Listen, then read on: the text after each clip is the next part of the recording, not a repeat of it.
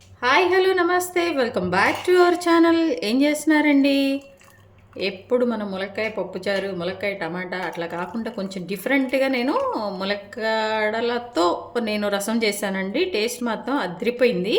అది ఎలా ప్రిపేర్ చేసుకోవాలో ఏంటో ఇంకెందుకు ఆలస్యం, వచ్చేసేయండి చేసేసుకుందాం. రుచిగా అండి. ఇప్పుడు మునక్కాయతో మనం మునక్కాయ టమాటా, ములక్కాయ పప్పుచారు ఇలానే చేసుకుంటాం కదా. ఇప్పుడు మనం ఏంటంటే కొంచెం డిఫరెంట్గా మనకి చాలా టేస్ట్ కోసం అని చెప్పేసి మునక్కాయ రసం అండి, మన ములక్కాడలతో రసం చేస్తున్నాను అనమాట. దానికోసం ఏంటంటే నేను ఫస్ట్గా ఒక నిమ్మకాయ సైజ్ అంతా చింతపండు ఒకటి వాటర్లో నానబెట్టేసుకుంటున్నాను అండి. ఇదిగోండి ఈ సైజుది ఒక బౌల్లో వేసేసుకొని కొన్ని నీళ్ళు వేసేసుకొని పక్కన పెట్టేసుకోవాలన్నమాట. ఇదిగోండి ఇట్లా మనము పక్కన పెట్టేసుకోవాలి.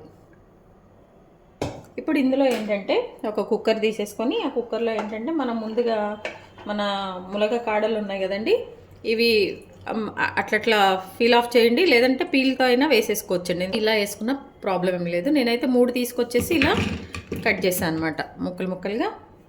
ఇందులోనే మనము ఒక 2 టేబుల్ స్పూను కందిపప్పు రసం చేస్తున్నాం కదండి, 2 టేబుల్ స్పూన్స్ కందిపప్పు కూడా మనము యాడ్ చేసుకోవాలి. టమాటాలు ఏంటంటే అండి, ఒకటి ఫుల్గా తీసుకున్నాను, ఒకటి హాఫ్ తీసుకున్నాను అనమాట. ఇట్లా మీకు పులుపు ఒకవేళ ఇంకా ఎక్కువ తింటామంటే హాఫ్ కూడా వేసేసుకోండి, ఒక 2 టమాటాల వరకు. నేనైతే 1.5 టమాటా వేసాను అనమాట. ఇప్పుడు ఇందులో ములక్కాయ ఉంది కదండి, ఆ డ్రమ్ స్టిక్స్ అన్నీ కూడా మునిగే వరకు మనము వాటర్ పోసుకోవాలన్నమాట.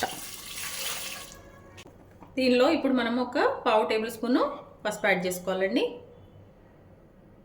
అంతే, కొంచెం పసుపు మనం రెగ్యులర్గా ఎంత వేసుకుంటాం అంత వేసేసుకోవాలి. దీన్ని ఇప్పుడు కుక్కర్ మూత పెట్టేసుకొని ఒక 5 నుంచి 6 విజిల్స్ వచ్చే వరకు మనం దీన్ని కుక్ చేసుకోవాలి మీడియం ఫ్లేమ్లో. ఇదిగోండి కుక్కర్ స్టవ్ ఆన్ చేసేసుకొని మనం కుక్కర్ పెట్టేసుకున్నాము. ఈ కుక్కర్ కూడా ఏంటంటే మీడియం ఫ్లేమ్లో పెట్టేసుకొని మనము ఒక 5 నుంచి 6 విజిల్స్ వచ్చే వరకు అండి, పూర్తిగా మన ములక్కాడలు బాగా స్మాష్ అయిపోవాలన్నమాట. అందుకని చెప్పేసి ఒక 6 విజిల్స్ వరకు ఉంచుకుందాము. అలాగే 6 విజిల్స్ తర్వాత స్టవ్ ఆఫ్ చేసి ప్రెషర్ అంతా పోయిన తర్వాత ఓపెన్ చేద్దామండి. అప్పుడే మొత్తం మంచిగా స్మాష్ అయిపోతాయి అనమాట. సో మన కుక్కర్ విజిల్ వచ్చే వరకు మనం వెయిట్ చేద్దామండి మీడియం ఫ్లేమ్లో 5 to 6 విజిల్స్ అనమాట.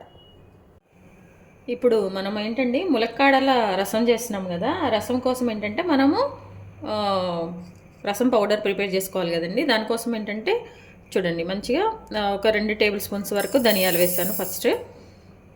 అండ్ అలాగే అందులో కొంచెం అండి ఒక 3/4 టేబుల్ స్పూను అట్లా ఒకటి వరకు మనము జీలకర్ర వేసుకోవాలి. అలాగే ఒక 6 నుంచి 7 వరకు ఎల్లిపాయలు. మెంతులు అయితే చాలా కొంచెం అండి, ఒక 1/2 టేబుల్ స్పూన్ అట్లా ఉండే విధంగా మనం మెంతులు కూడా వేసుకోవాలి. మిరియాలు ఒక 1/2 టేబుల్ స్పూన్ అట్లా మిరియాలు కూడా వేసుకోవాలి. ఎందుకంటే అండి ఇందులో మనము ఓన్లీ ఎండుమిర్చి యూజ్ చేస్తాం కదా, అందుకని మిరియాలు అనమాట. ఈ ఘాటు ఎండుమిర్చి ఘాటు సరిపోతుంది. ఎండుమిర్చి ఏంటంటే ఒక 5 తీసుకున్నానండి నేను.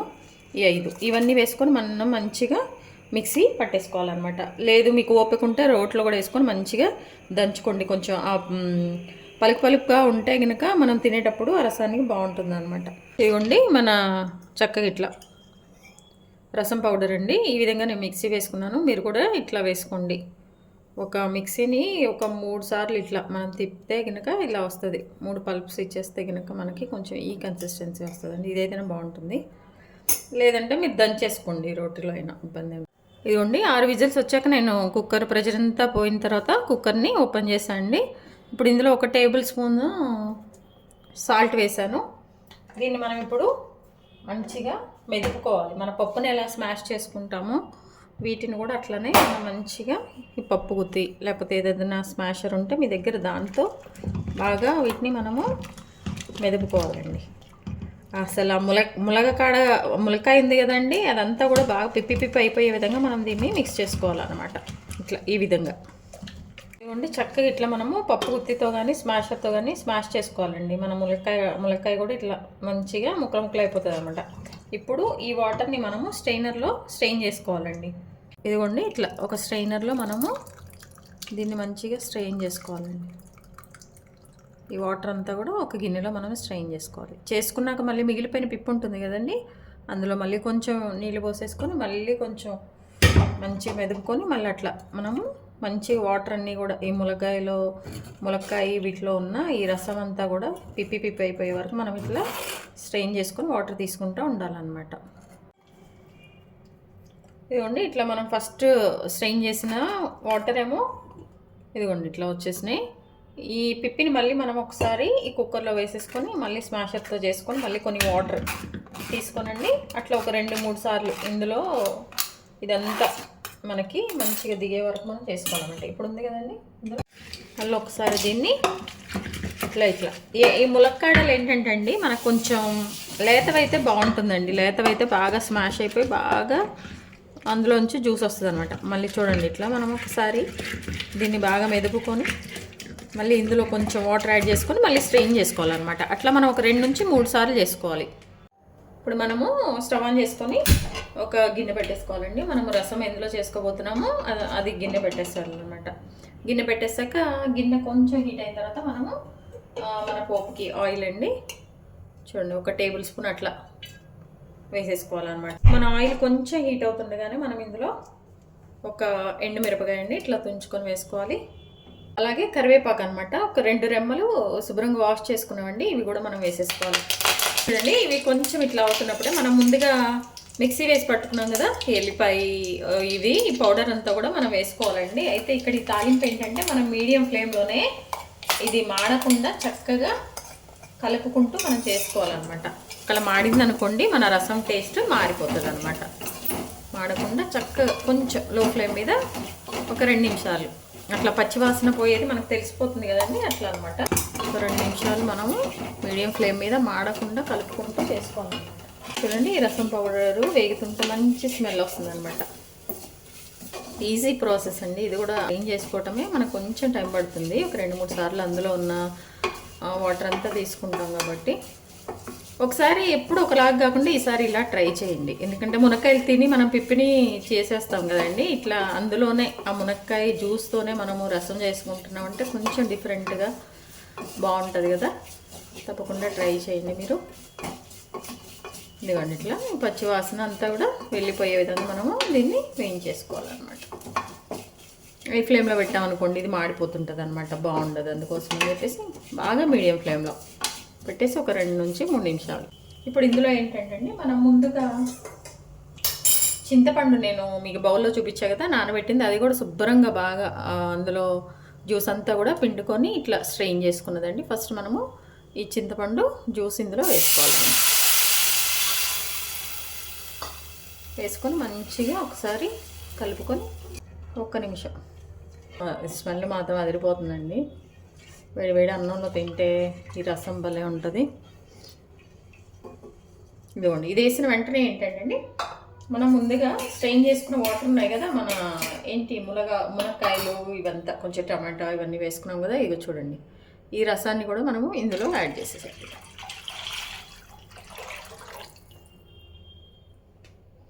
ఇప్పుడు కొంచెము స్టవ్ మీడియం ఫ్లేమ్లో పెట్టేసుకోండి. ఎందుకంటే మరగాలి కదండి, బాగా సిమ్లో ఉంటే టైం పడుతుంది అనమాట. ఈ టైంలో మనము ఆల్రెడీ ఉప్పు వేసాము, ఇంకొకసారి ఉప్పు కారం చెక్ చేసుకోవాలన్నమాట. చెక్ చేసుకొని కొంచెం ఉప్పు తక్కువైతే ఉప్పు యాడ్ చేసుకోవాలండి. ఇదిగోండి నేను ఉప్పు చెక్ చేసుకున్నాను, నాకైతే కరెక్ట్గా సరిపోయిందండి ఉప్పు. అలాగే పులుపు అండ్ కారం కూడా మీడియంగా ఉంది, పర్ఫెక్ట్గా సరిపోయిందండి నేను చెప్పిన మెజర్మెంట్స్ అయితే మీరు ఒకసారి ఉప్పు చెక్ చేసుకోండి. అలాగే పులుపు ఎక్కువ అనిపించింది అనుకోండి మీకు, మీరు ఏం యాడ్ చేయదు, జస్ట్ వాటర్ యాడ్ చేసుకోండి, అది బ్యాలెన్స్ అయిపోతుంది అనమాట. ఒకవేళ మీకు వేసిన దానికి పులుపు టమాటో ఇది ఎక్కువైపోయింది అనుకోండి, ఎక్కువ వేసుకున్నా కానీ అప్పుడు ఏంటంటే కొంచెం మీరు వాటర్ యాడ్ చేసుకున్నారనుకో అది బ్యాలెన్స్ అయిపోతుంది అనమాట. ఇలానే మనము మీడియం ఫ్లేమ్లో ఓన్లీ ఒక్క పొంగు వచ్చే వరకే మనం వెయిట్ చేయాలండి. ఒక పొంగు వచ్చేసిన తర్వాత మనము ఇంకొక 2 నిమిషాలు ఉండేసి స్టవ్ ఆఫ్ చేసుకోవటం అనమాట. ఒక పొంగు కోసం వెయిట్ చేద్దాం. ఇదిగోండి ఇట్లా మరుగుతూ ఉందండి. ఈ ములగకాడల రసం కనుక ఎవరైనా ఇంటికి వచ్చినప్పుడు మనం రసం చేసి పెట్టామంటే మీరు ఒకసారి అడగండి ఎట్లా ఉంది, దేంతో చేశాను. వాళ్ళకైతే పెద్ద పజిల్ ఇది. టేస్ట్ మాత్రం అదిరిపోయిందండి. ఇందాక సాల్ట్ చూసేటప్పుడు చూసాను, చాలా బాగా వచ్చింది. అసలు ఒకసారి ట్రై చేయండి తప్పకుండా.